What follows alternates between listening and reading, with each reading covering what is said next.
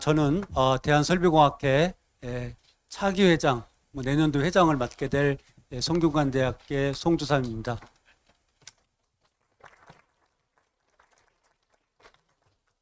오늘 이렇게 굉장히 중요한 발제들을 해주셨고요. 그래서 오늘 오신 분들 먼저 소개드리고, 토론은 여기 계신 분들이 얘기하기보다는 주로 계신 분들 코멘트에 대해서 이제 플로어에서 질문을 많이 하시는 쪽에 대해서 서로 좀 소통하는 그런 방식으로 진행을 하도록 하겠습니다. 저희가 이제 외부에서도 토론자를 모셨고, 사실은 저희 이제 이번 퍼블릭 포럼의 가장 큰 목적은 이제 저희가 이제 제로에너지 빌딩을 하면서 4등급, 3등급 가기 위해서는 이제 설비 기술이 굉장히 중요한데, 사실은 여러분 아시는 것처럼 설비 시스템에 대한 부분, 특히 제도적으로 지금 정립이 안 됐기 때문에 오히려 좀 반영이 덜 되는 부분들이 있어서 이런 부분에 대한 소통하기 위해서 산업통상부, 그다음에 서울시를 모셔서 이렇게 소통하는 자리를 가지고자 했습니다. 설비 포럼 원래부터 우리 이제 그 설비공학회가 이제 작년에 저희가 회원이 10,000명이 넘었고요. 특히 이제 우리 학회는 교수 중심이 아닌 관산학연, 특히 산업체에 계신 분들하고 연구소, 특히 이제 연구하시는 분들, 정책하시는 분들이 긴밀하게 소통을 해온 그런 이제 좀 다른 학회랑 다른 굉장히 실무적인 걸 지향하는 그런 학회이기 때문에 포럼이 이제 그런 소통하는 자리를 우리가 2015년부터 계속 진행을 해왔습니다. 그래서 오늘 또 그런 측면에서 이제 산업통상부, 서울시, 그다음에 에너지공단, 그다음에 우리 이제 여기 회원분들하고 같이 소통하는 자리를 만들고자 했습니다. 자, 그래서 이제 좀 맨 끝에부터 좀 소개를 드리겠습니다. 그래서 저희 설비공학회 이번 그 설비 포럼을 준비해 주신 우리 이제 설비공학회 내에 지열 전문위원회라는 게 있고요. 거기에 이제 위원장을 맡고 계신 강한기 대표님이십니다. 오늘 첫 번째 또 발제를 해주신 네디의 원종현 대표님입니다. 그 다음에 저희가 이제 올해 에너지공단이랑 설비공학회가 다양한 활동을 하고 있는데, 특히 이제 이런 이제 제로에너지 빌딩 설비 기술에 관련된 포럼을 요즘 적극적으로 좀 지원해주고 계신 한국에너지공단의 최성우 실장님 모셨습니다. 오늘 서울시에 이제 온실가스 총량제나 재생에너지 의무화 도입 관련해서 좋은 발표해 주신 이주영 과장님 모셨습니다. 산업부에서 이제 에너지 효율을 지금 총괄하고 계신 산업통상자원부의 김현철 과장님 모셨습니다. 제 오른쪽에는 LH 설비처 처장이신 최윤철 처장님 모셨습니다.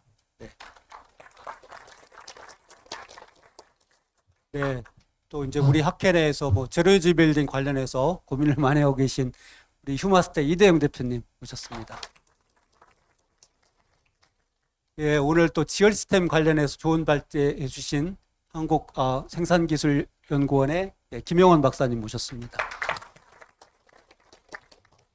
오늘 저희 설비 포럼을 준비했고 이제 일부 사회도 맡았던 고려대학교 이광화 교수님이십니다. 그래서 좀 토론은 주로 발제하신 분들하고 좀 소통을 하면 좋을 것 같고요.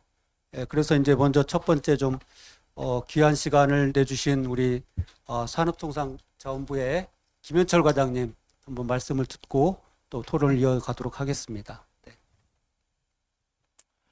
안녕하십니까. 산업부의 김현철 과장입니다. 아까 그 인사 말씀을 한번 드렸었고요. 저희가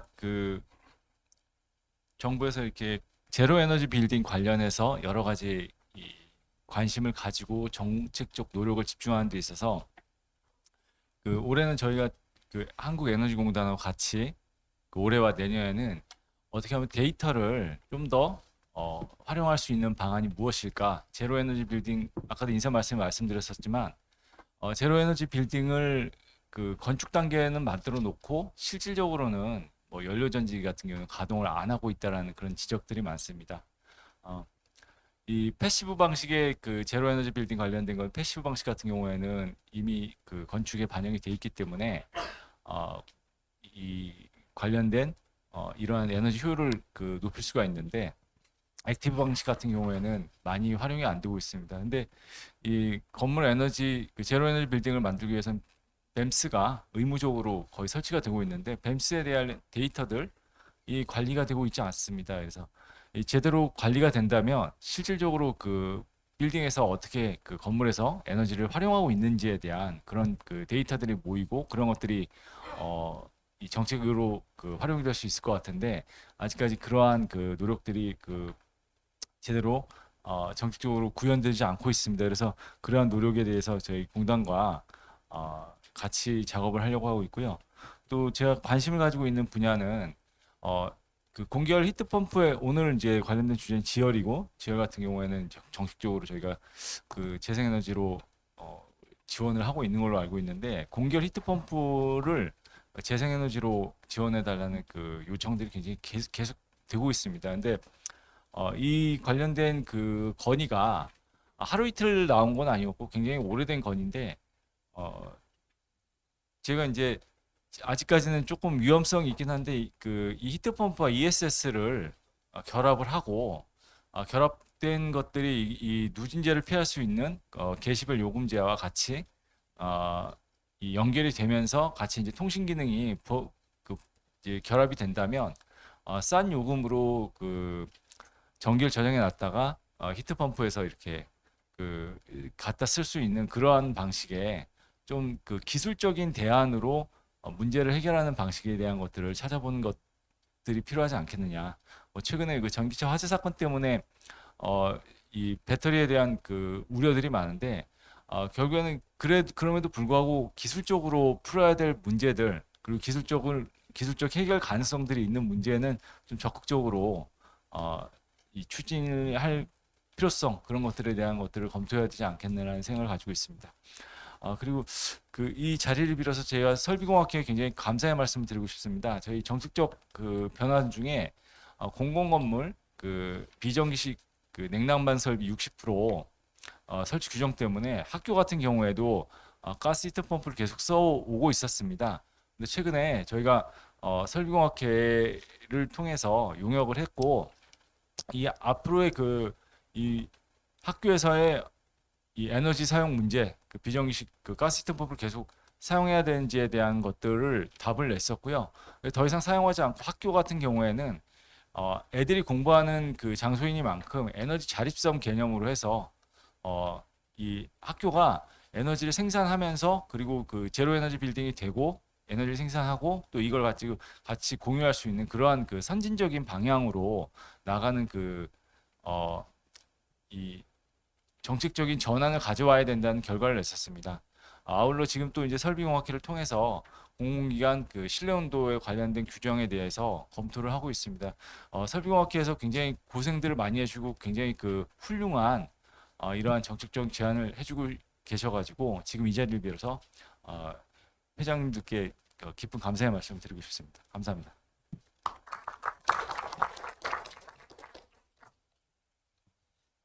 예, 사실은 뭐 저희가 이제 지향하는 부분이 사실은 산업부나 서울시랑 같이 해서 좀 실효적인 에너지 절감을 할 수 있는 그런 특히 이제 운영 단계에서 에너지 절감을 할 수 있는 그래서 저희가 이제 뱀스 부문위원회도 지금 활성화시키고 있고요. 앞서 뭐 안내 드렸던 것처럼 저희가 11월 29일 날 동계학술대회를 여기 건물에서 하는데 그때도 이제 저 설비 포럼 3차로 해서 이제 그 뱀스를 어떻게 활성화시켜서 실제 건물 운영 단계에서 에너지 절감을 보장할 수 있도록 할 것이냐 하는 부분에 대한 고민을 지금 하려고 하고 있고요. 예, 그래서 뱀스를 이제 제너지 빌딩에 실제 에너지 절감을 보장하는 수단으로 어떻게 실용적으로 활용할 것인가 또는 이제 뭐 아까 이제 저기 이주원 과장님이 커미셔닝 얘기도 했는데 실제 운영단에서 이제 기계 효율 에너절감을 보장하는 그래서 그런 모니터링 뭐 이런 것들에 대한 고민들 그래서 그거에 대한 뭐 가이드라인이나 인증 제도를 저희 학회에서 지금 만들려고 준비를 하고 있는 지금 진행 중인데요. 그래서 우리 학회가 이제 실제 제로에너지 빌딩을 실효적으로 할 수 있도록 여러 가지 제도나 가이드라인을 지금 만들려고 하고 있습니다. 그래서 뭐 개인적으로 산업부나 저희 서울시랑 더 우리 학회가 긴밀하게 좀 협력해서 실제 이제 뭐 요새 얘기하는 뭐 무늬만 친환경이 아닌 실제 이제 국민들에게 난방비나 냉방비 절감해 줄 수 있는 그런 기술을 저기 보급하고 보장해 주는 역할을 좀 우리 학회가 하려고 하고 있고요. 예, 뭐 이 부분에 대해서 이제 관련해서 좀 아까 그 서울시의 이주영 과장님이 커미션 얘기를 굉장히 좋은 얘기 해주셔서 한번 이주영 과장님 관련해서 말씀을 좀 듣도록 하겠습니다. 네.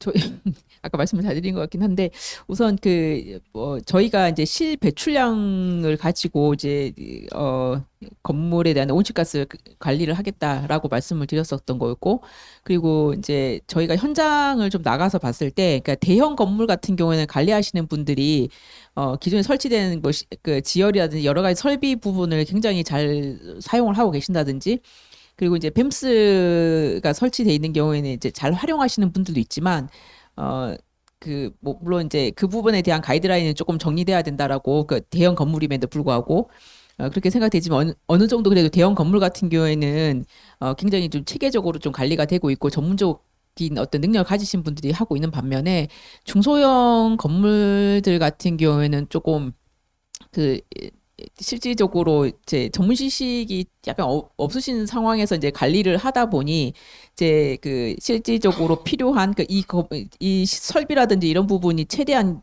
효율적으로 운영될 수 있음에도 불구하고 그렇게 운영되지 못하는 사례들이 굉장히 많아서 저희가 이제 정책적으로 이제 이분들에 대한 어떤 교육이나 프로그램들이 필요하다라고 생각을 했었었고요. 근데 그거를 이제 저희 검토하는 과정에서 그러면은 커미셔닝에 대한 가이드라인을 만드는 방향으로 가는 것이 어떻겠냐라고 이제 정책적 방향을 좀 정리하고 있는 상황인데요. 이 부분에 대한 가이드라인 제작이라든지 그리고 실질적으로 나중에 이제 저희 생각은 중소형 건물에 대한 관리하시는 분들에 대한 전문 교육 프로그램이라든지 굉장히 쉽게 다가갈 수 있는 프로그램 운영까지도 지금 검토를 하고 있는 상황이기 때문에요. 이 부분에 대한 좀 논의가 좀 활발하게 진행될 수 있으면 좋을 것 같습니다. 예, 감사합니다. 예, 감사합니다. 이제 관련해서 뱀스 얘기가 좀 나왔었는데요. 최근에 저기 에너지공단에서도 뱀스에 대한 고민을 많이 하고 계셔서 우리 저기 에너지공단의 최성우 실장님한테 좀 관련해서 말씀을 좀 듣도록 하겠습니다. 네, 한국에너지공단의 최성우 실장입니다. 오늘 저희 입장에서는 제대로 저기 산업부와 국토부가 이제 공동 운영하는 제도의 이제 운영 단계를 저희가 이제 제도 운영을 이제 공단에서 하고 있는 입장에서 오늘 원 대표님이나 지금 서울시에서 재생열 공급 의무화제도 그리고 또 마지막에 김영훈 박사님이 어떤 제도 개선 어떤 제도권에 지금 필요한 것들 그렇게 다 말씀하신 내용들이 저희가 다 해결해야 될 그 문제를 제도에 어떻게 반영해서 제로에너지 빌딩이 보급이 확산되도록 하는 게 이제 저희 역할이기 때문에 잠깐 뱀소를 조금 이따가 잠깐 말씀드리고 예를 들자면 환산계수 같은 경우도 그 부분이 아까 네디의 원 대표님 말씀하셨던 제로에너지 빌딩에서 에너지가 80%가 지금 열 에너지라는 거거든요. 발표하신 내용에. 그런데 이제 어떤 환산계수 그런 부분들도 약간 이제 전기와 열에 대한 균형이 좀 안 맞는 부분, 그런 부분도 저희가 그러니까 그런 기준이나 이런 것들이 제도의 확산을 조금 막는 요소가 돼요. 그런 부분이 확산이 되도록 제도를 개선해야 되는 게 저희 역할인데 그런 부분이 제일 좀 그거고 또 아까 서울시에서 재생열 공급 의무화제도 가 이제 확산이 되겠지만 그 재생열 공급 의무화 제도라고 예전부터 이제 그러니까 예를 들어 RPS 제도와 같이 전기의 의무화 제도 같이 신재생 그 열 공급 의무화 제도를 시도를 이제 많이 했었는데 그런 부분들이 조금 독일에서는 지금 저기 운영이 되고 있죠. 근데 그런 부분들도 이제 서울시가 이제 먼저 이제 시작을 의무화 제도를 하면서 그런 부분들이 제도가 그렇게 이제 제도 의무화 제도가 이제 그 가중치라든지 이런 것들이 인정이 되면 더 확산할 수 있는 계기가 되거든요. 그러니까 그런 부분들을 저희 공단이 좀 더 뭐 이게 앞으로 더 많이 해야 될 것 같다는 생각이 들고 그 뱀스 관련해서는 저기 그송 교수님 말씀하신 대로 또 그 과장님이 말씀하신 대로 지금 제로에너지 빌딩이 신축 단계에서 허가는 받았지만 지금 운영 단계에서의 그런 문제를 이제 중점적으로 이제 산업부에서 더 이제 제도적으로 강화하고 운영될 수 있도록 좀 하겠다는 어떤 의지가 좀 강하기 때문에 그런 부분들에서 저희가 더 저기 그 개선을 하려고 지금 노력을 하고 있고 예를 들자면 그 저기 제로에너지 빌딩에서 자립률이 높아지면 전기 발생률, 신재생 발생률이 특히 전기 같은 게 높아지는데 그런 부분들을 사용하고 있는지 또 필요한 부분을 공급할 수 있는 여건은 되는지 이런 부분들이 근데 제도가 조금 막혀 있는 부분이 있거든요. 그런 부분들도 또 개선하려고 지금 하고 있으니까 그런 부분 설비공학회에서 더 많은 안을 주시고 하면 저희가 또 개선하도록 하겠습니다. 네. 예, 말씀 감사합니다. 오늘 또 이제 발제에서도 여러 번 뭐 강조가 되긴 했지만 우리가 이제 제로에너지 빌딩 3등급 뭐 4등급이 되면 이제 건축적인 패시브적인 것보다는 설비적인 요소가 굉장히 중요한 상황인데 현장에서 이제 제일 어려움을 겪고 계신 LH의 그 최윤철 처장님 말씀을 좀 듣도록 하겠습니다. 네. 안녕하세요. 반갑습니다. LH 최윤철입니다. 올 그 추석은 뭐 하석이라고 그러더라고요. 그만큼 참 더운 날씨였고 매스컴을 이렇게 통해서 보게 되면은 뭐 아주 극단적인 뭐 폭염, 폭우, 그다음에 산불 화재 뭐 이런 것들을 보면서 우리가 참 그 기후 위기의 시대에 살고 있구나 이렇게 실감하는 그 요즘입니다. 저희 이제 LH에서는 그 온실가스 감축을 위해서 제로에너지 정부에서 이제 추진하는 로드맵에 따라서 20년부터 이제 공공 건축물 1,000제곱미터 이상 시행을 했는데 저희는 1년 앞서서 2019년도부터 제로에너지 5등급을 시작을 했습니다. 그래서 작년 말 기준으로 봤을 때 한 34개 단지 18,000호 정도 제로에너지 5등급 등 인증을 받았는데 지금 이제 세종 6-3 생활권 제로에너지 3등급 시범 적용을 하고 있습니다. 거기에서 이제 특이한 사항은 저희가 지열 히트펌프로 그 냉난방을 하고 있는데 저희가 이제 적용을 하다 보니까 참 문제가 그건 것 같습니다. 하나는 일단 저희가 계획하고 설계를 할 때 그 호당 공사비가 기존 시스템에 비해서 약 뭐 250만 원에서 뭐 360만 원 정도 이렇게 드는 그런 부분들이 있었거든요.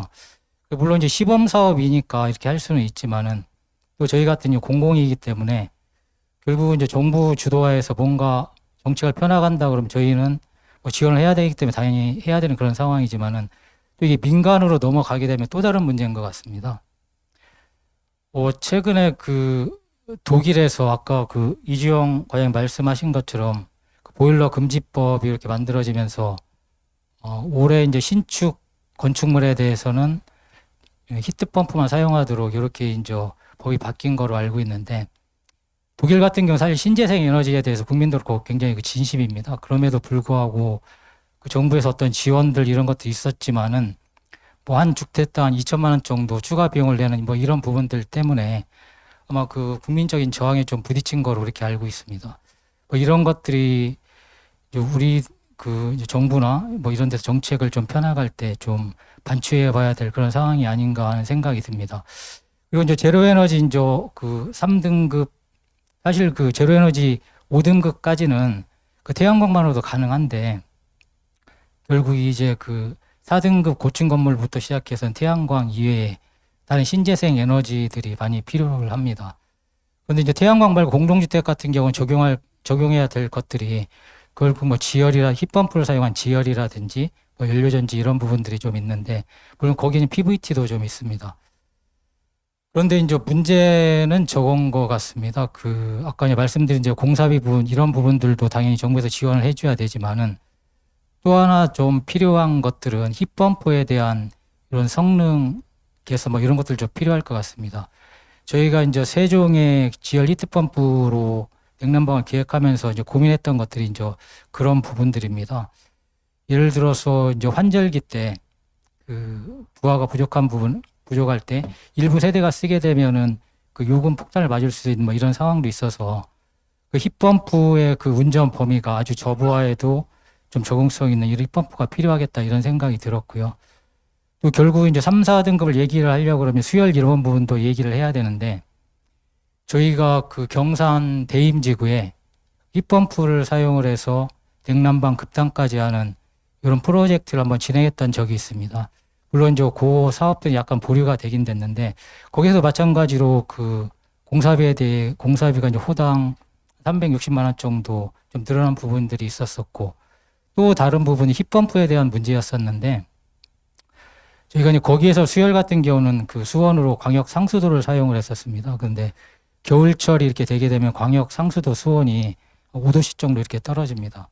그러다 보니까 이제 겨울철에 힙펌프를 통한 난방 이런 것들 난방 성능 저하 이런 것들 때문에 좀 문제가 있었고요. 또 하나는 이제 과도한 열을 빼쓰게 되면은 열교환기 쪽에 어떤 빙결 뭐 이런 것들이 문제가 좀 돼서 잘못하면 난방을 공급할 수 없을 수도 있겠다 하는 생각이 들어서 일단 그런 기술이 개발되기 전까지 잠시 보류하는 것으로 이렇게 저희가 계획을 했습니다. 그래서 이제 이런 것들을 종합해서 볼 때 결국은 그 3등급, 4등급을 가야 될 이런 로드맵들은 아까 그 원종현 대표가 얘기한 대로 큰 틀은 나와 있는 것 같습니다. 그러면은 3, 4등 가기 위해서 정부에서 어떤 식으로 민간을 지원을 해줄 건지 공사비에 대한 이런 부분들 물론 뭐 이제 제로에너지 빌딩에 대한 추가 공사비에 대해서 정부에서 용적률 완화라든지 뭐 취득세, 법인세 이런 세제 지원을 통해서 지원을 해주겠지만은 이제 궁극적으로는 사실 그 추가 설치되는 비용에 대한 추가 공사비에 대한 직접적인 그 현금 지원 뭐 이런 것들도 좀 생각해 봐야 될 때가 아닌가. 그리고 결국은 제로에너지 3, 4등급을 가기 위해서는 사실 좋은 성공적인 모델들이 많이 만들어지고 또 제로에너지에 사용하는 사용자들의 이거 참 제로에너지 빌딩 살아보니까 좋더라 이런 좋은 경험들이 좀 축적이 돼야 될 것 같고요. 무엇보다 더 중요한 것은 그 에너지가 이제 화석연료에서 그 신재생 에너지 이런 쪽으로 넘어가면서 우리 각자의 부담 주체들 건축주라든지 사용자라든지 정부가 일정 부분 불편한 부분들은 좀 서로 감내를 해야 된다 이런 인식의 전환이 필요할 것 같은 생각이 또 그렇게 돼야지만이 3, 4등급, 1, 2등급까지 갈 수 있는 그런 발판이 만들어지지 않을까 이런 생각을 해봤습니다. 예, 좋은 말씀 감사합니다. 예, 관련해서 좀 저희 학교에서 지열하고 수열원 관련해서 좀 전문위원장을 하고 계신 강기 대표님 말씀을 좀 듣도록 하겠습니다. 네, 학회에서 지열위원회를 맡고 있는 강한기입니다. 우선은 세 분의 발표 잘 들었고요. 뭐 아시다시피 당장 지금 문제가 되는 제로에너지 빌딩의 어떤 등급을 높이기 위해서는 이제는 패시브에서 액티브로 넘어가야 하는 시대가 된 거고요. 저도 지금 수열이나 지열을 하면서 일단 현장에서 느낀 거 몇 가지 얘기 드리고 공유하는 차원에서 말씀드리도록 하겠습니다. 우선은 지금 지열이 너무나 많이 욕을 먹고 있는 것 같습니다. 현장에서 지열이 안 된다. 왜 이렇게 지열은 효율이 나쁘냐라고 얘기를 하는데 반은 맞고 반은 틀린 것 같습니다. 무슨 얘기냐면 실질적으로 우리나라에 이제 패시브가 너무 좋아지면서 사실은 냉방부하가 커지고 난방부하가 줄어드는 이런 시대를 지금 저희가 살고 있거든요. 근데 지열은 어떠냐면 땅에다 내가 100이라는 에너지를 주면 또 100이라는 에너지를 또 가지고 와야 됩니다. 시즌업을 계절별로. 근데 냉난방부하 밸런스가 안 맞다 보니 100을 줬는데 50밖에 안 나오는 거예요. 그래서 1년 지나면 지열에 20도가 나와야 되는데 25도가 나오고 3년 지나면 30도가 나오고 4년째는 40도가 나오는 이런 일들이 발생하다 보니 지열을 사용하지 못하게 된다라고 하는데 이거는 제가 볼 때는 정책적으로 간단하게 해결할 수 있을 것 같습니다. 왜냐하면 하이브리드를 좀 인정해서 그 부하비가 안 맞을 때는 냉각탑이나 이런 부분들이 실제 설치가 되는 게 실제 에너지 사용량이 더 줄 수 있거든요. 그래서 서울시에서도 추진하고 있고 뭐 국토부나 LH에서도 죄송합니다. 그 추진하고 있는 이런 정책적인 방향에 실제 에너지 사용량을 중시하는 이런 부분에 있어서 현장에서는 좀 정책적으로 해결을 해주셨으면 하는 부분들이 좀 있다. 이런 부분들 먼저 얘기 드리고요. 그 다음에 그래서 반드시 하이브리드가 되지 않으면 제로 에너지를 만들기 어렵다. 이게 현장에서 느끼는 저의 그 심정입니다. 그다음에 그 또 서울시 같은 경우는 유출세나 이런 게 많이 있거든요. 그 한강이 가깝고 또 여러 가지 그런 유출세나 이런 부분들이 나오는 부분이 많으니까 그런 부분들을 같이 냉난방에 이용할 수 있게 이렇게 정책적으로 풀어주셨으면 좋을 것 같습니다. 그리고 추가적으로 이런 기회를 빌어서 말씀드리면 수열 같은 경우는 그 참 좋은 시스템인데 아까 이제 겨울철에 문제가 있다고 얘기하셨지만 제가 롯데 슈퍼타워를 하고 겨울철의 문제점을 해결하기 위해서 설비적으로는 그 시스템적으로는 해결을 해놨고요. 그런 부분들이 현장에 적용돼서 그 강북하고 자양 치수장에 올 겨울에 잘 돌았습니다. COP도 좋게. 그래서 그 수열이 확대 적용되면 실질적으로 많은 부분에 그 제로 에너지 빌딩의 니즈를 해결할 수 있을 거라고 생각하는데 그러기 위해서는 수열원이 옆에 있어야 됩니다. 그래서 사실은 서울 같은 경우는 너무 좋은 수열원을 한강이 갖고 있지 않습니까? 근데 중요한 건 그 치수장이 물을 먹기 위한 치수장은 있지만 수열이나 이런 거를 이용하기 위한 전용 치수장은 없습니다. 그래서 신도시를 짓거나 이럴 때 그 수열을 위한 전용 치수장 및 관망을 깔아놓게 되면 실질적으로 그걸 이용해서 제2B 4단계, 3단계 이렇게 쉽게 도달할 수 있는 고층 아파트들이 지어질 수 있을 거라고 생각을 합니다. 그래서 이런 부분들에 적극적인 어떤 정책이나 이런 방향들이 마련이 되었으면 좋을 것 같습니다. 이상 마치도록 하겠습니다. 예, 감사합니다.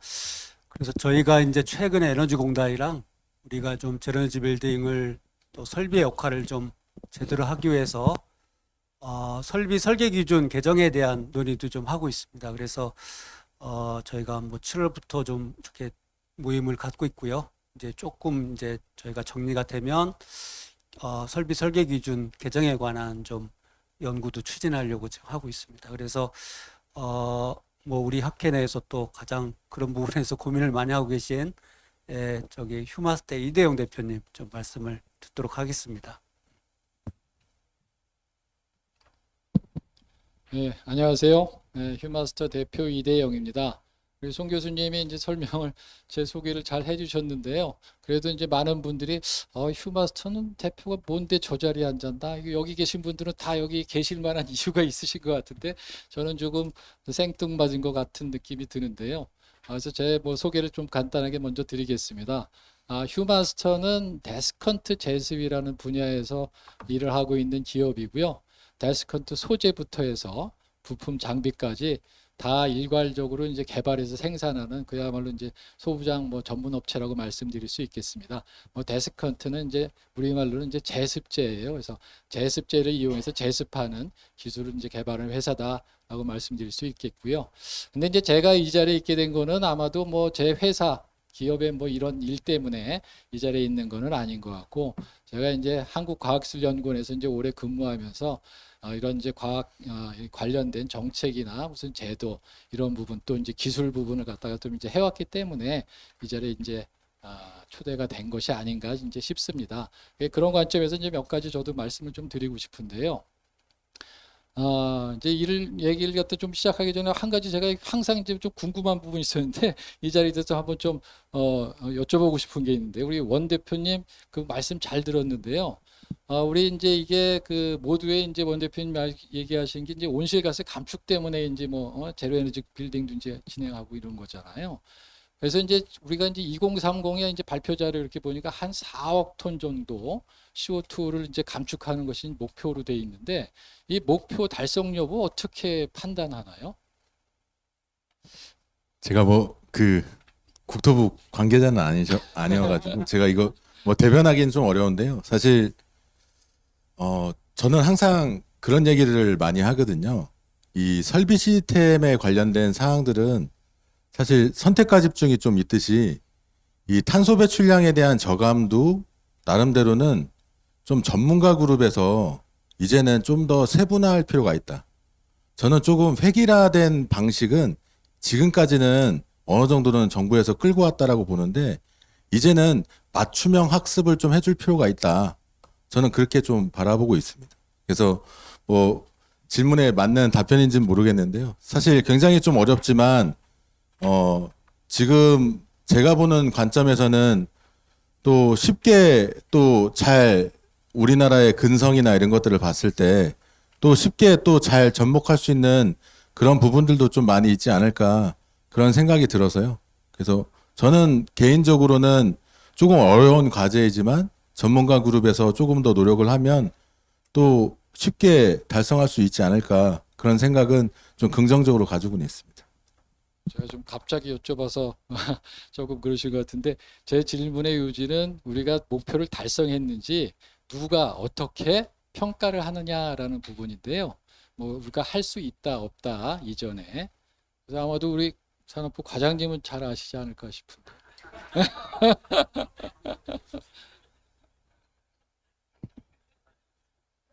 그 그러니까 에너지 다소비 업체 같은 경우 지금 5,000개 정도 잡혀 있습니다. 연간 2,000TO 이상 매년 그 에너지 사용량을 점검하고 있고 이 에너지 다소비 업체 5,000개가 실질적으로 한 우리나라 그 에너지 소비량의 60% 정도를 쓰고 있어가지고 실질적으로 이걸 하고 이제 정말로 줄었는지를 사후적으로 평가를 할 수가 있고요. 또 그리고 국내 에너지 사용량에 대한 그 통계는 에너지경제연구원에서 매년 에너지 사용량 소비 통계를 내고 있습니다. 그래서 에너지 소비 통계를 그 CO2 환산계수로 치환을 해서 온실가스 배출량을 점검을 할 수 있고, 근데 부문별로도 이게 나눠져 있기 때문에 부문별로 얼마나 감축이 됐는지는 사후적으로 판단이 가능한 걸로 알고 있습니다. 예.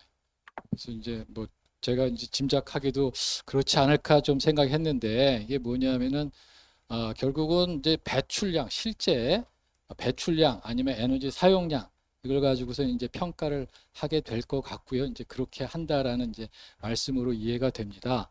근데 이제 우리가 그걸 갖다 실질적으로 목표를 추진하기 위해서는 실행 목표를 갖다 가져야 되는데 배출량은 결과로서 나오는 거니까 그래서 실행하기 위해서 에코2라든지 이런 것에서 계획 단계에서 우리가 평가하는 이런 이제 목표를 가지게 되는 거로 생각이 들고 그래서 이제 에코2라든지 이런 걸 통해서 우리가 건물의 에너지 등급을 지어지고 나서 하는 게 아니고 지어지기 전에 그것을 갖다가 먼저 평가를 해서 등급을 주고 이런 형태로 진행을 하는 거잖아요. 근데 실질적으로는 그게 결국은 그 등급이 중요한 게 아니고 그거 그대로 해가지고서는 결과가 나오느냐가 이제 중요한 거고 그런 측면에서 이제 서울시 과장님께서 이제 말씀하신 야 이제는 배출량을 실제로 관리하는 방법 방향으로 가야 된다.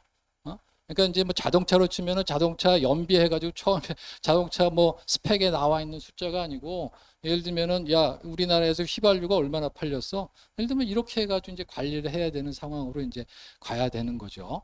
그런 측면에서 이제 좀 한번 말씀을 드려보면은 우리 이제 공동주택에서 이제 원 대표님이 주위에 이제 정책 제안을 포함을 시켜주시긴 했는데 이게 지금 제로에너지 주택이 되면 난방번은 자꾸 이제 줄게 되잖아요. 근데 이제 반대로 막 냉방부하는 오히려 늘어나는 상황도 많이 생기게 됩니다. 근데 공동주택에 지금 냉방이 에너지 평가하는데 반영이 안 돼 있어요. 그러니까 에코2로 하면은 냉방 사실은 많이 안 하고 하니까 우리 원 대표님 얘기하신 대로 가장 쉽게 공동주택 그 등급 받으려면 부산 가가지고서는 아파트 지면은 된다라는 말씀하셨는데, 만약 부산에는 사실 더 덥잖아요. 실질적으로 아파트에 사용하는 에너지 실제 사용량, 실제 배출량 따지면은 거의 뭐 서울보다 만만치 않을 것 같습니다. 그러니까 이제 이런 측면에서 실질적으로 배출량 관리가 되기 위해서는 계획 단계에서 그런 것들이 잘 반영이 될 수 있도록 하는 제도적인 이런 것이 당연히 굉장히 많이 중요할 것 같고, 그런 측면에서 이제 오늘 여러 가지 논의가 된 것들이 굉장히 의미가 있는 일이라고 생각이 됩니다. 그런 측면에서 제가 이제 기술적인 부분에 대해서 몇 가지 저도 좀 제안을 좀 드리고 싶은데요. 오늘 이제 이 주제가 이제 지열에 관련된 거였고, 그 다음에 이제 우리 이제 지열 분과위원장 이제 강 대표도 이제 얘기를 갖다가 좀 하셨지만은, 이게 지열이라는 게 사실 재생 에너지라고 보기에는 조금 애매한 구석이 있어요. 뭐냐면 재생이라는 거는 그냥 계속 뭐가 채워지는 거잖아요. 써내도 이게 없어지지 않는 게 이제 재생 에너지인데, 지열은 그런 의미에서 보면 조금 다릅니다. 뭐냐면은 지열 힙펌프 가지고 난방만 하게 되면요, 난방한다는 거 계속 땅에서 이제 열을 꺼내 쓰는 거예요. 근데 이게 재생이 되려고 그러면, 재생이 되면 지열의 온도가 일정해야 되는데, 우리가 쓰는 그 천부 지열이라는 거는 쏘내면 계속 비워져요. 그러니까 뭐냐면 온도가 계속 낮아집니다. 열을 갖다가 꺼내서 쓰게 되면. 그러니까 이게 재생이 되려면 자연적으로 되는 게 아니고 사람이 도로 넣어줘야 돼요. 그게 뭐냐 하면은 여름에 냉방할 때 반대로 열을 넣어주게 되는 거죠.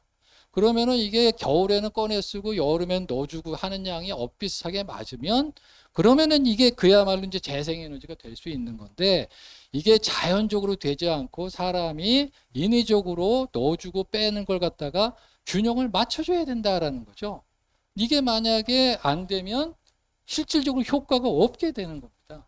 근데 이제 계획에 예를 들면 에코2에 보면은 그냥 지열 힙펌프 냉방 COP 얼마, 난방 COP 얼마 이렇게 돼 있고 숫자만 집어넣게 돼 있지, 이게 부하가 밸런스가 맞는지 전혀 뭐 이런 게 없어요. 그러니까 실질적으로 실행 단계에 대해서는 문제가 많이 생기게 되는 이런 부분인 것 같습니다. 그걸 해결하기 위해서 우리 강 대표께서는 이걸 갖다가 여름에 열이 남으니까 땅 속에만 넣으면은 이제 여름은 계속 이제 온도가 올라가니 이거다 딴 데다 버리자. 그래가지고 이제 하이브리드 해가지고 이제 우리 실외기 하는 것처럼 밖으로 버리자라는 말씀도 하셨는데, 그것도 한 방법이고, 제 생각에는 여름에 열 쓰는 방법을 갖다가 땅에 버리지 말고 열을 쓰는 방법을 발굴해서 그걸 갖다가 잘 쓰게 되면은 더 효과가 있지 않을까. 그러니까 여름에 버려지는 열을, 그러니까 지열 힙펌프에서 땅으로 말고 유용하게 쓸 수 있는 방법을 우리가 발굴해서 적용하는 게 또 더 좋은 방법이 아닐까 싶은 생각이 들고요. 그런 이제 기술적인 부분에 대해서 이미 설비공학회에서 많은 분들이 이제 기술 개발도 하고 그런 이제 그 노력들을 하고 계신 거로 알고 있습니다. 그래서 그런 것들이 이제 반영되기를 또 기대하고요. 또 한 가지 마지막으로 좀 드리고 싶은 말씀은, 이게 제로 에너지 건물이 되게 되면은 이게 이제 냉방이 중요하다는 말씀을 많이 드렸는데, 냉방이 이게 이게 좀 기술적인 얘기긴 한데, 그 현열하고 자멸이라는 게 있어요. 현이라는 건 온도차 때문에 생기는 문제고, 자멸은 이제 습기 때문에 생기는 문제인데, 우리가 이제 제로 에너지 건축하게 되면은 이게 단열을 굉장히 강화하고 기밀도 강화하니까 온도, 밖의 온도가 높다고 해도 실내 온도가 그렇게 높아지질 않죠. 그러니까 뭐냐면은 그게 바로 이제 온도 차에 의한 그 부하, 현열 부하는 상당히 줄어들게 됩니다.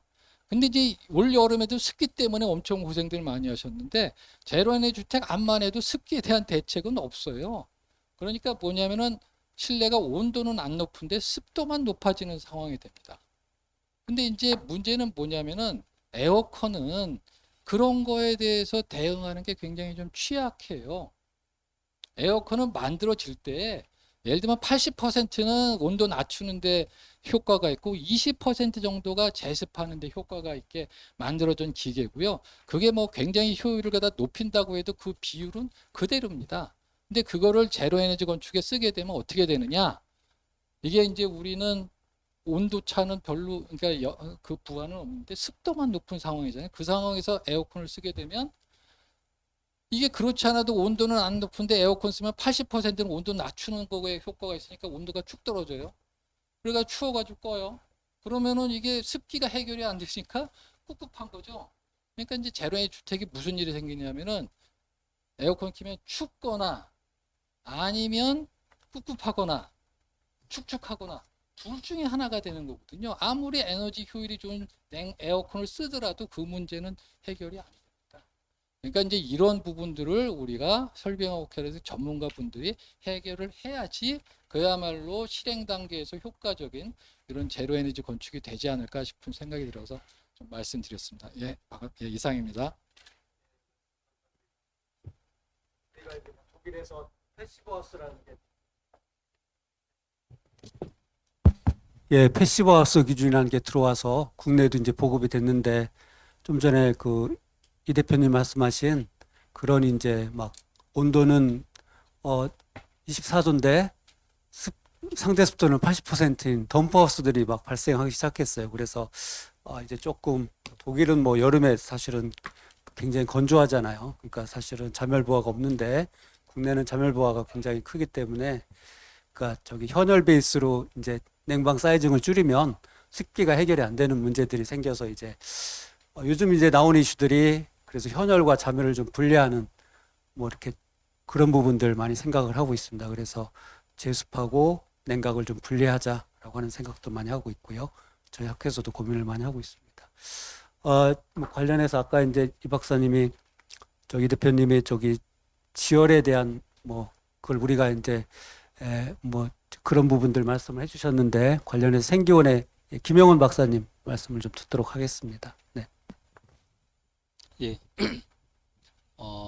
좀 전에 제가 이제 발표할 때 이제 말씀을 드렸는데요. 사실 이제 오늘 이제 그 포럼이 제도 개선을 이제 위한 그런 포럼의 성격이 있는데요. 저는 정부에서 이제 어떤 뭐 지열이다 그러면은 뭐 여러 가지 지열이 있는데 지열을 그 어떤 거는 심하게 뭐 어떤 거는 되고 어떤 건 안 되고 이런 걸 이렇게 정하기보다는 저는 기본적으로 이제 시공을 하면은 그 책임은 다 시공한 기업에서 책임을 지지 않습니까? 그 책임 시공을 하고 관리 기준을 좀 마련해서 그 시장에 진입할 수 있도록 좀 완화시켜주는 그러한 어떤 그 제도가 필요하다고 좀 보고 있거든요. 물론 이제 좀 전에 이제 과장님께서 말씀하신 것처럼 공기열이 이거를 이제 신재생 에너지로 할 거냐 안 할 거냐 이런 거는 중요한 제도적인 결정이기 때문에 이런 것들은 정부에서 결정을 하고 뭐 제가 알기로는 독일 같은 경우에는 그 공기열이 신재생 에너지로 지금 뭐 전환은 됐다고 제가 알고 있거든요. 물론 이제 그거는 이제 뭐 기후적인 환경 요인도 있습니다. 그래서 이런 것들은 정부에서 뭐 결정을 하더라도 지열의 어떤 세부적인 종류 이런 거에 대해서는 시장에 맡기고 관리 체계를 만들어주고 시방서를 엄격하게 관리를 해주면은 그건 어차피 기업에서 다 책임을 지고 시공을 하게 되거든요. 저는 뭐 이런 노력들이 좀 있었으면 좋겠다라는 말씀을 드리겠습니다. 예, 말씀 감사합니다. 예, 마지막으로 좀 우리 그 오늘 포럼을 준비해 주시고, 예, 또 우리 지금 앞으로 우리가 이제 이런 세미나를 계속 이어갈 생각인데요. 관련해서 우리 이광호 교수님 말씀을 좀 듣도록 하겠습니다. 예, 안녕하십니까. 고려대학교 이광호입니다. 사실 제가 지금 거의 마지막 그 토론이어가지고 이미 앞에서 다 말씀드린 상황이긴, 말씀해주신 상황들이긴 한데, 일단 이제 그 최적 운영, 그리고 이제 뱀스가 어떻게 운영이 돼야 되는지가 이제 굉장히 중요한 것 같습니다. 그러니까 뱀스가 이제 설치만 돼 있고 실제로 어떻게 운영되는지에 대한 사후 평가가 사실 굉장히 잘 이루어지지 않고 있고, 그리고 저도 이제 이 건물 저 건물 다니면서 이제 건물 운영자들한테 물어보면 굉장히 주먹구구식이고 주관적인 판단, 운영자의 주관적인 판단에 의해서 거의 대부분 운영이 되고 있습니다. 근데 이제 뱀스라는 거는 데이터를 받아가지고 그 데이터를 객관적으로 분석을 하고 그걸 바탕으로 사실 최적 운영이 돼야지 에너지 절감을 이룰 수가 있는데, 그냥 주관적인 판단에 의해서 지금까지처럼 뭐 모니터링만 하는 수준에서는 사실은 좀 한계가 있는 것 같습니다. 그래서 이런 부분은 이제 설비공학회에서 좀 앞으로 좀 해주시면 좋을 것 같고요. 특히 이제 뱀스라는 게 뱀스 전문 인력이라는 게 건축 또는 뭐 기계 이렇게 한쪽 분야만 알아서는 되는 게 아니고 사실 전반적으로 다 알아야 되는데, 설비공학회가 이제 그런 다양한 전문가들이 다 어우러져 있기 때문에 설비공학회에서 이제 그런 좀 뱀스 전문 인력들을 좀 양성해주고 하면 굉장히 좋을 것 같습니다. 이상입니다. 예, 여기까지는 이제 토론석에서 진행을 했고요. 지금 뭐 시간이 거의 다 돼가긴 하는데 우리 이렇게 많이 참석해 주셨는데 또 이걸로 끝내긴 너무 섭섭하니까 우리 플로어에서도 한두 분 정도 말씀을 좀 들을까 합니다. 혹시 좀 예. 예.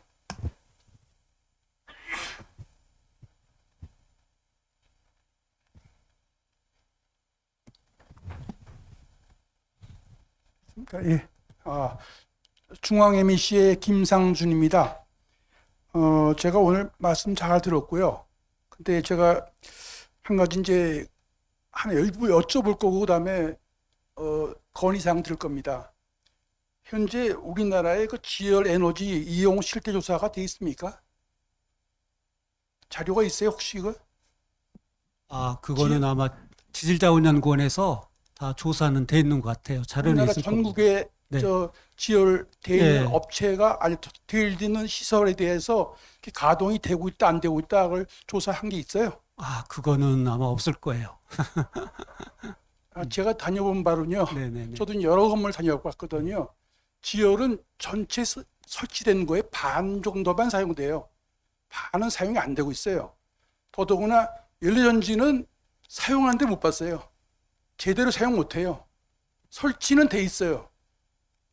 그래서 그런 거에 대해서 우리가 좀 어느 분야가 주관해야 될지 모르겠는데 그걸 조사도 하고 그다음 효율도 좀 측정도 하고 그런 걸 해가지고 우리가 데이터 제시해야 정책 건의가 될 것 같습니다. 이게 너무 우리가 그냥 구름 위에서 하는 거 아니냐. 현재 연구하고 그다음에 무슨 뭐 강제하고 말하자면 몇 프로 해라.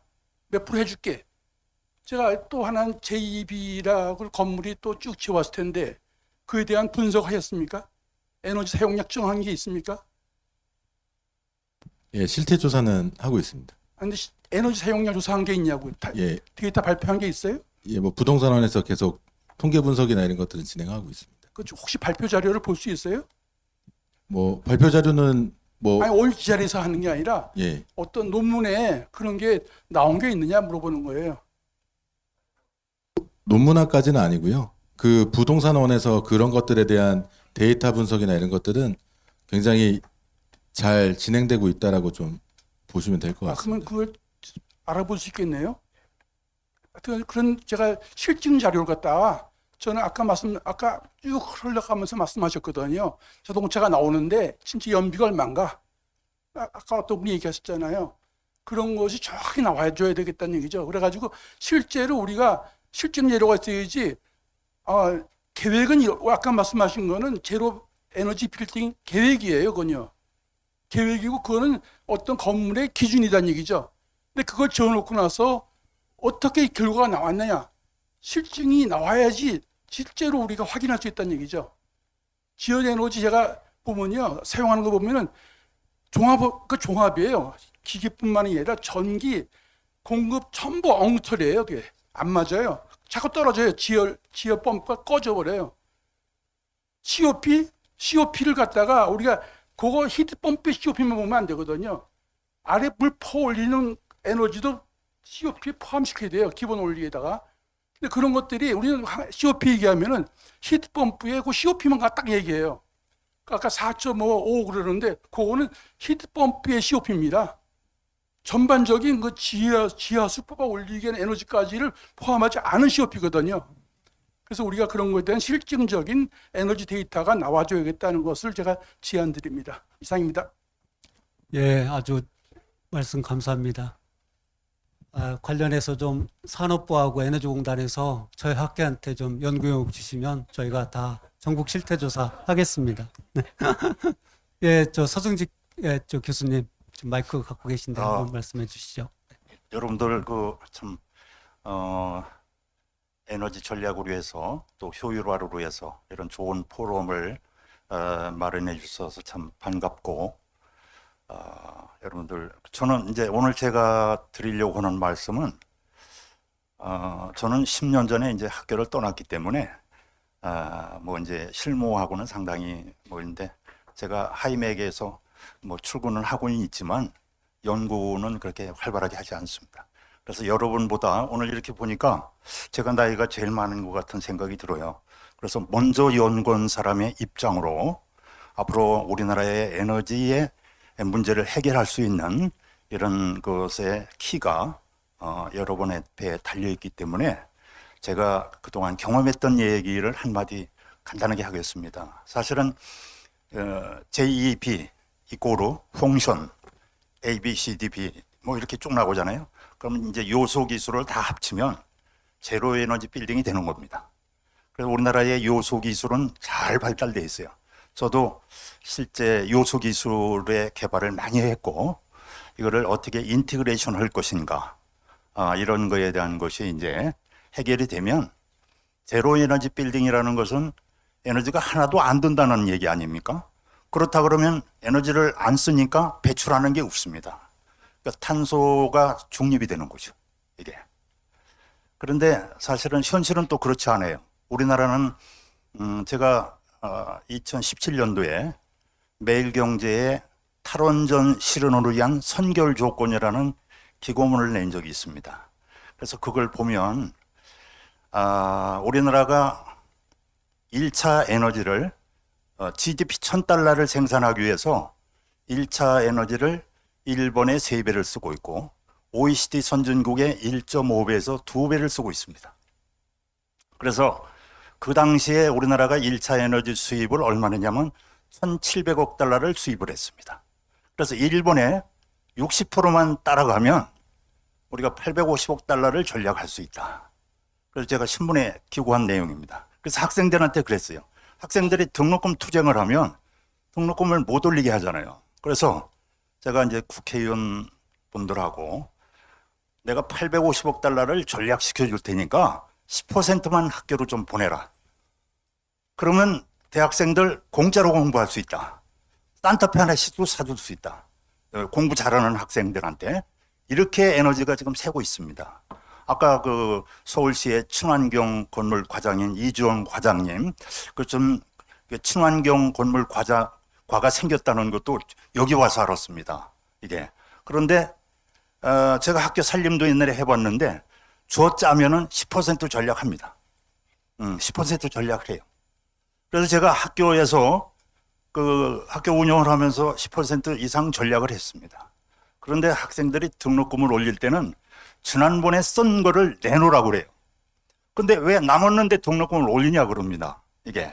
그래서 그런 적도 있는데 사실은 이 에너지 전략이라고 하는 것이 에너지 효율화 그리고 전략은 추상적인 거 아닙니까? 굉장히 추상적인 건데 그런데 효과는 있죠. 왜냐하면 추상적이지만은 그러니까 시스템 효율화를 통해서 이것이 이렇게 돼야 되는데 그래서 요소 기술이 잘 발달되어 있는데 이 단어가 모여서 센텐스가 되고 센텐스가 모여서 스토리가 되지 않습니까? 거기다가 멜로디와 리듬과 하모니를 붙이면 사람을 감동시킬 수가 있습니다. 그래서 이 글을 써도 송대관의 네 박자가 떴지 않습니까? 그것처럼 이 JEB도 JEB 이꼬르 펑션 A, B, C, D 이렇게 해서 요소 기술을 조합을 하면 우리에 맞는 친환경 건물이 실현되리라고 생각을 합니다. 친환경에 관련된 용어가 너무나 많습니다. 그런데 그것은 다 목적이시 태어난 건데 연구하는 사람들이 새로운 걸 갖다 쓰고 남의 기후에 맞는 친환경에 대한 거를 갖다가 이렇게 한 거거든요. 이게. 그러니까 남의 처방을 받은 거를 가지고 다른 사람을 고치는 겁니다. 그게 안 되는 거죠. 우리를 해야 되는 건데. 그래서 우리나라의 에너지가 너무 낭비가 되고 있기 때문에 전략하는 것은 쉽습니다. 지금 최고로 이제 더 이상 안 된다 그러면 곤란하지만 얼마든지 전략은 가능합니다. 그래서 제가 국회 관련된 분한테 앞으로 에너지 관련된 사람 장관은 말뚝을 시켜라. 20년, 30년 그리고 아까 얘기한 그 1차 에너지의 소비 비율을 취임할 때 내가 몇 프로 하겠다. 그래서 말뚝을 시켜라. 이 사람은 말뚝을 시켜서 매일 지표 관리하고 해라. 그런 얘기를 한 적이 있습니다. 이게 좀 나이 먹다 보니까 제가 행설수설하게 말을 많이 했는데 좀 좋은 것만 듣고 나쁜 거는 버려주시기 바랍니다. 감사합니다. 네, 좋은 말씀 감사합니다. 이제 거의 시간 돼서 정말 마지막으로 한 분만 좀 모시고 마치도록 하겠습니다. 우리 신현준 박사님. 네. 네, 신현준입니다. 개인적으로 시간이 늦었는데 죄송합니다. 제가 연구원 한 35년 하면서 제가 연구했던 그 주제들이 오늘 다 나와가지고 반갑기도 하고 해서 좀 하나 간단하게 말씀드리겠습니다. 우선 그 원종현 대표님께 아까 정책 제안 말씀하셨지 않습니까? 그러면 우리가 이제 지비가 되려면 결국은 실내 온도 환경을 어떻게 유지를 특히 이제 뭐 습도도 아까 중요하지만 어쨌든 온도 기준으로 보면 그 온도 기준에 대한 게 조금 재정립이 돼야 되지 않겠어요? 제가 지금 정확하게 기억은 안 나지만 과거에는 28도, 뭐 18도. 근데 최근에 이제 그 애기법을 보니까 시행규칙에 보니까 26도, 20도로 이렇게 돼 있더라고요. 그런데 최근에 이제 여름에 나왔을 때 그게 과연 합리적이냐? 이제 그거에 대한 뭔가도 좀 정책적으로 한번 검토가 돼야지 GB에 그게 될 것 같고요. 그 다음에 이제 우리 신재생 에너지 다 이제 초기 투자이 많은 거 알지 않습니까? 그러면 이게 민간 분야로 확성하기 위해서 우리가 그런 이런 초기 투자비를 어떻게 지원해 주냐 그런 게 정책적으로 나와야 될 것 같아서 그런 부분을 좀 한번 고민을 해줬으면 좋겠다 하는 말씀이고요. 그 다음에 우리 이주영 과장님하고 우리 김현철 과장님께 부탁을 좀 드리고 싶은 게 사실 거기 저희가 지열을 우리 그 실장님 나와 계시지만 지열에 대한 거를 85년부터 연구를 해서 2000 초반에 이제 오클라호마 대학의 익스파에 가가지고 거기 이렇게 해가지고 이제 국내에다가 우리 에너지관리공단의 지열 설비 뭐 이렇게 해가지고 기준 만들고 이러면서 이제 여기까지 왔습니다. 그러면서 신재생 에너지 범주로서 13번째에 참 어렵게 들어갔습니다. 안 해주려고 그러는 거를 태양광, 태양열 다 들어가는데 그래서 하면서 참 감회가 새롭기도 하고요. 그래서 좀 말씀을 드리고 싶은 건 뭐냐면은 사실 열 펌프는 여론이 중요하지 않습니까? 그럼 뭐 여론으로서 우리가 공기를 쓰느냐 이제 지열을 쓰느냐 하는 건데 안타까운 거는 우리가 수열원 에너지가 이제 최근에 신재생 에너지 범주로 들어갔잖아요. 근데 그게 제가 알기로는 해수하고 아까 이제 강한기 우리 그 대표께서 말씀하셨던 아마 하천수는 아마 안 들어갔을 거예요. 그건 저는 개인적으로는 반대고 뭐냐 하면은 가장 좋은 여론이 뭐냐 하면 하수 우리 도시에서 나오는 하수입니다. 하수. 그래서 하수 처리에 대한 거를 여론으로 해서 히트펌프로 해가지고 했으면 좋겠다 하는 거를 제가 2003년에 애관공의 지원을 받아가지고 탄천 하수 처리라는 게 설치를 했었습니다. 그러면 최근에 이제 지난번 오세훈 시장 때 상당히 대대적으로 그걸 하자 하는 것도 했었는데 이 하수에 대한 부분을 좀 신재생 에너지 범주로 이렇게 좀 들어갈 수 있게끔 수열원에 포함이 돼서 이렇게 할 수 있게끔 하면은 새로운 에너지원으로서 좀 이게 되지 않을까. 그래서 그게 혹시나 지금은 어떻게 되는지 모르지만 그 말씀을 한번 드리고요. 그 다음에 지금 도시개발이 지하로 내려갑니다. 그러면 지하를 한 사람으로서 보급한 사람으로서 걱정이 뭐냐 하면 지하를 개발할 때 그 건물을 다 치고 들어갑니다. 그럼 나중에 그분은 에너지공단에 몇 번 얘기를 했습니다. 그런 걸 용역으로 하든지 뭘 해서 뭔가 좀 이걸 맵을 만들어야 된다. 그랬을 때 뭔가 체크리스트에 개발을 할 때 각 건물에 있는 어떠한 정보를 거기다 제공을 해서 이게 450m 지금 150m 막 이렇게 들어가니까 나중에 그런 거 없이 하면 다 뚫려 나가거든요. 그래서 그런 정보화에 대한 거를 좀 검토가 좀 정책적으로 필요하겠다. 그리고 체크리스트에 그런 지하 공간을 개발할 때 체크리스트로서 그것이 꼭 지나가는 노선에 좀 이게 하나의 제도화가 뭡니까? 인포메이션을 줄 수 있는 그런 것이 데이터베이스가 필요하겠다 하는 얘기고요. 그럼 제가 제일 많이 드리고 싶은 게 우리 생산기술연구원의 우리 김영원 박사님인데 가셨네요. 이제 그렇습니다. 이거는 10년 전에 이미 나왔던 거고 일부 개인 회사에서 에너지과 기획평가원의 지원을 받아가지고 했어요. 해서 저희가 평가도 나가고 가서 현장에 나가서 했는데 여러 가지 문제점이 많고 이 형태가 우리 실정에 안 맞아요. 근데 우리 학회에서 우리 강원기 사장님 나와시지만 이런 거를 이런 자리에서 얘기를 하면 안 됩니다. 꼭 새로운 것처럼 이 자리는 그런 게 아니잖아요. 그러니까 이런 부분은 제가 이거 하루라도 하루 걸려서라도 얘기를 할 수가 있는데 마침 나가셨기 때문에 더 이상 얘기를 안 하겠습니다. 그래서 이런 부분은 좀 앞으로 주제 선정을 하실 때 좀 합리적인 거를 하셔야 되지 않겠냐. 죄송합니다. 두서없이 말씀드려서.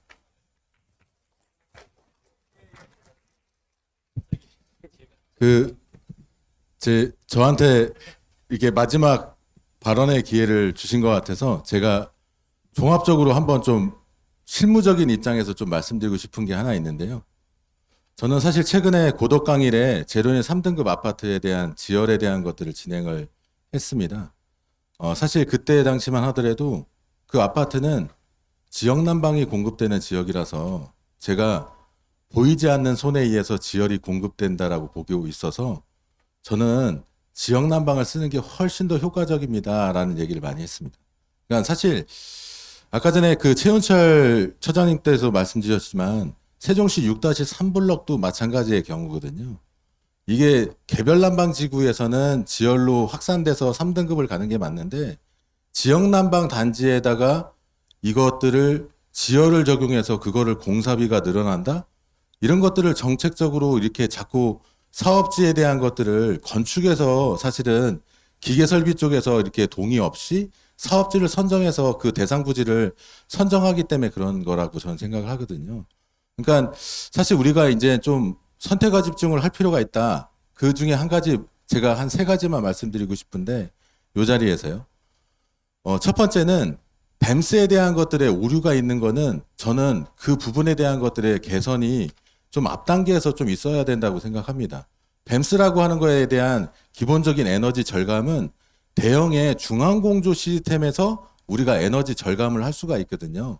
그러나 지금은 현재 에너지 절약 설계 기준의 10,000제곱미터 이상이 되는 건축물에 대해서 공공건축물에 대해서 뱀스를 적용하고 있는데 아까 이주영 과장님도 인허가권에 대해서 말씀 주셨지만 공공의 10,000제곱미터 이상이 되는 뱀스의 설치에 대한 것들을 조사를 해보면 대형이지만 개별 공조 방식이 굉장히 많습니다. 그런데다가 뱀스에 대한 것들의 운영 실태를 조사한다? 저는 그거는 뱀스를 아예 설치 안 하고 간략하게 이런 소규모 전자식 원격검 침해에 의한 그런 것들만 해도 충분하다. 그러니까 이제는 전문가 그룹에서 어떠한 방식의 어떠한 용도의 어떠한 건물이 진짜로 그게 필요한 시스템인지에 대한 것들을 이제는 전문가 그룹에서 결정해 줄 필요가 있다. 그래서 저는 이 자리에서 설비 포럼에 이 전체적인 기술적인 부분, 저도 설비를 전공하고 건축 환경을 해서 사실은 이 자리에 왔지만 어쨌든 설비에 대한 것들을 보게 되면 결정권에 대한 것들은 많이 없고 또 그 부분에 대한 것들에 대해서 우리가 쫓아가는 입장이다 보니까 아무래도 우리가 선도적으로 뭔가를 해줘야 되는 그런 상황들이 있다. 마찬가지로 제가 두 번째는 우리의 신재생에너지의 대형 건축, 연면적 1,000제곱미터 이상이 되는 공공건축물은 의무 공급 비율에 의해서 34%를 지금 의무적으로 공급을 해줘야 됩니다. 사실 제로에너지 등급을 받는데 실질적으로 저는 제로에너지를 등급을 받는데 신재생에너지는 7%에서 8%면 충분하다고 보는 사람 중에 하나거든요. 그러면 34% 중에 거의 4배 정도가 무분별한 신재생에너지를 활용하고 있다라는 반증이라고 보시면 됩니다. 그렇기 때문에 실질적으로 공공에 설치되어 있는 신재생에너지가 제대로 작동되지 않아도 작동되는 것처럼 이렇게 자꾸 가는 부분이거든요. 그러니까 이제는 전문가 그룹에서 이제는 조금 더 나서서 현실적으로 달성 가능한 목표치를 결정해주고 거기에 맞는 정책 방안이 나와줘야 된다. 저는 그렇게 생각하고 있고요. 또 한 가지 마지막으로 우리 산업부 과장님 계셔서 제가 꼭 드리고 싶은 말씀 중에 하나가 있습니다. 제가 아까 전에 공동주택에 다양한 전기요금 체계가 있다라고 말씀드렸지만 이제는 제로에너지 건축 인증을 받은 건축물은 제로에너지 단일요금제로 좀 해줬으면 좋겠다. 그게 저는 플러스 마이너스의 상계 처리가 굉장히 일목요연하게 갈 수가 있다. 그래야지만 우리가 노력한 기술 개발이 실제 입주자나 국민들이 봤을 때 에너지가 절감되는 게 피부로 와닿을 수가 있다. 우리가 자칫 잘못하면 좋은 설비 시스템이 누진세에 의해서 잘못된 비용의 상승 원인으로 갈 수 있는 기본 요금의 상승분이 오히려 에너지 절감의 비용보다 더 클 수가 있기 때문에 그 부분에 대한 것들은 조금 더 우리가 전문가적인 시각에서 좀 큰 틀에서 좀 논의가 필요하다. 저는 단순하게 아이템 바이 아이템의 그런 기술 요소를 증강시키는 분야도 중요하지만 실질적으로 설비 기술인 자체가 이런 큰 범위 내에서 제도권 내에 선도화할 수 있는 그런 문화가 좀 정착이 되고 사업지에 대한 대상지를 선정할 때에도 설비 기술인들이 적극적으로 나서서 그 사업지에 대한 것들을 목표를 달성했을 때 실제 비용이 절감되는 것들을 대국민에 홍보하는 그런 서비스가 저는 당연히 있어야 된다라고 생각이 듭니다. 마지막으로 제가 짧은 견해를 마치도록 하겠습니다. 감사합니다. 예, 이것으로 토론회를 마치도록 하겠습니다. 장시간 이렇게 또 자리를 지켜주시고 좋은 말씀 해주신 토론자 그리고 또 프로를 잘 지켜주신 여러분들한테 다시 한번 감사드립니다. 네, 이것으로 마치도록 하겠습니다.